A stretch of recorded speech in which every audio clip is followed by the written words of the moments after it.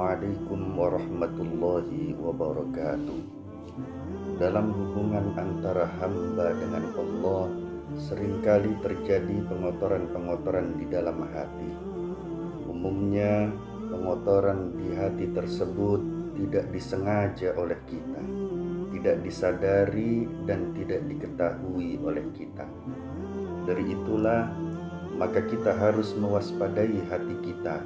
Jangan sampai hati kita terkena kotoran-kotoran dalam berhubungan dengan Allah.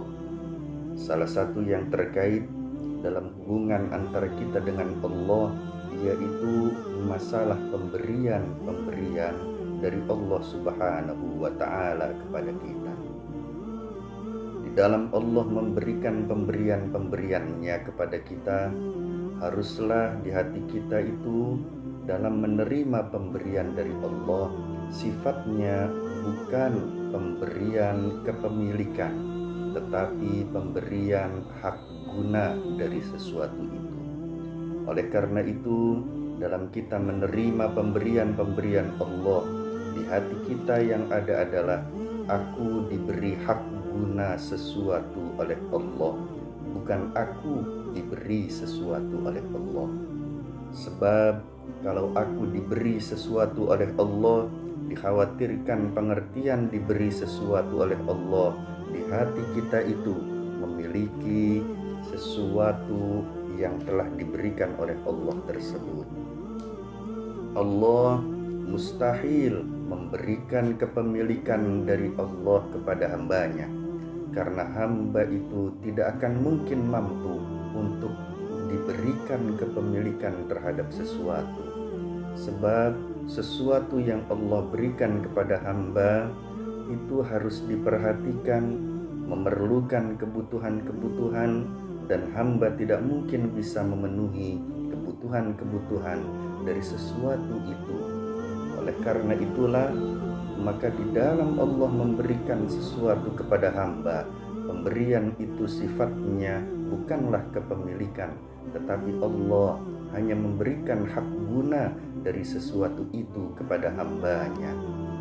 Kalau Allah misalnya memberikan rizki kepada hambanya, maka rizki berupa harta yang Allah berikan kepada hambanya itu janganlah diterima oleh hati kita bahwa pemberian rizki harta itu sifatnya kepemilikan, sehingga hati kita dalam menerima rizki harta dari Allah, hati kita ikut memiliki harta tersebut.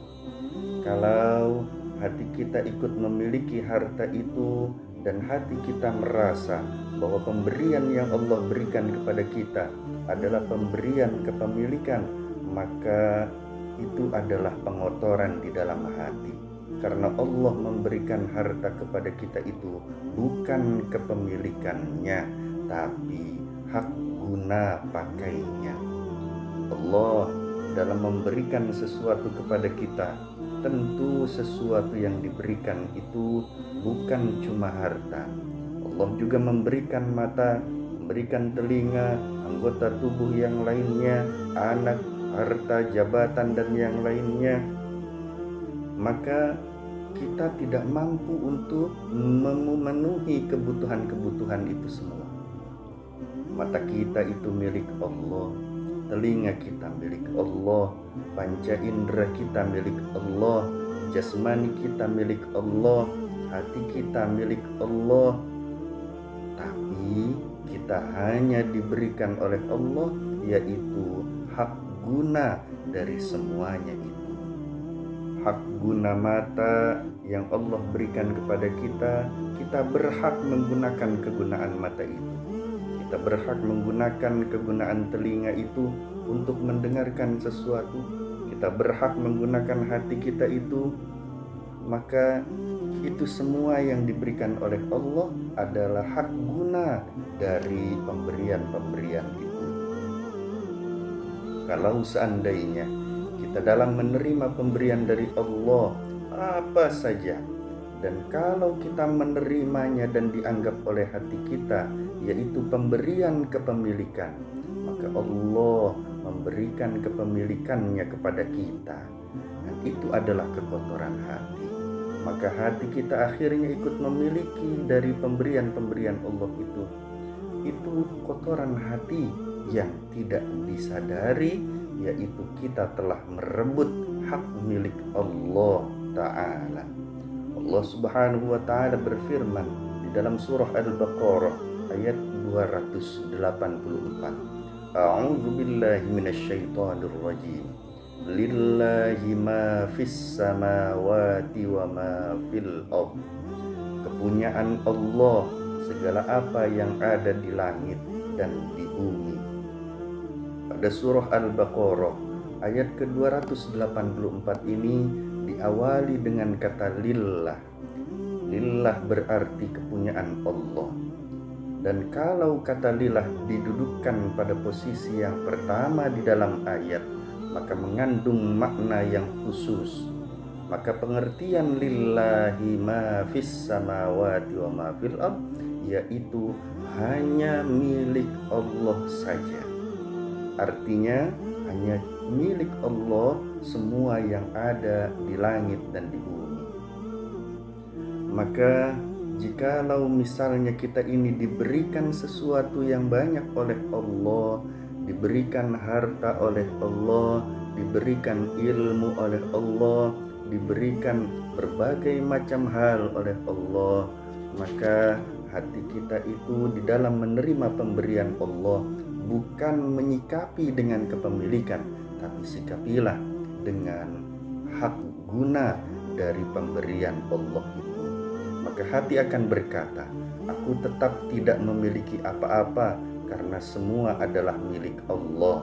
Maka jika hati kita tetap dalam keadaan miskin, fakir di hadapan Allah Subhanahu wa Ta'ala, itu merupakan pembersihan hati terhadap pemberian-pemberian dari Allah. Hati hamba dalam menerima pemberian dari Allah, karena pemberian itu bukan kepemilikan, maka hamba terus-menerus merasa fakir, merasa miskin di hadapan Allah Ta'ala, yang menyebabkan nanti hati hamba tersebut tidak akan muncul kesombongannya kepada Allah dan kepada makhluk Allah Subhanahu wa Ta'ala. Selain itu juga, hamba di dalam menerima pemberian dari Allah, jikalau disikapi bahwa pemberian itu adalah hanya hak guna, maka hak guna itu akan mengisi hati hamba. Hati hamba tersebut merasa diberikan hak guna yang banyak oleh Allah, maka kesibukan hati hamba terkait dengan kehidupan dunianya, terkait dengan pemberian Allah adalah sibuk terkait dengan hak guna pakai yang Allah berikan kepada hamba itu. Maka hati semacam ini akan mendatangkan munculnya kesadaran, sadar akan tanggung jawab nanti di hadapan Allah, yaitu hak guna yang Allah berikan kepada dirinya. Dan hati juga sadar ingin mempergunakan hak guna yang telah diberikan oleh Allah, digunakan tentunya hanya untuk di jalan Allah Subhanahu wa Ta'ala. Allah Subhanahu wa Ta'ala berfirman di dalam surah Ali Imran ayat 102, A'udzu billahi minasyaitonir rajim. Ya ayyuhalladzina amanu taqullaha haqqa tuqatih. Hai orang-orang yang beriman, bertakwalah kepada Allah dengan sebenar-benarnya takwa kepada-Nya. Berdasarkan ayat ini, kita diperintahkan oleh Allah untuk benar-benar bertakwa kepada-Nya. Perintah Allah untuk benar-benar bertakwa kepada-Nya mengandung arti, yaitu kita diperintah oleh Allah untuk menuruti perintahnya dan menjauhi larangannya.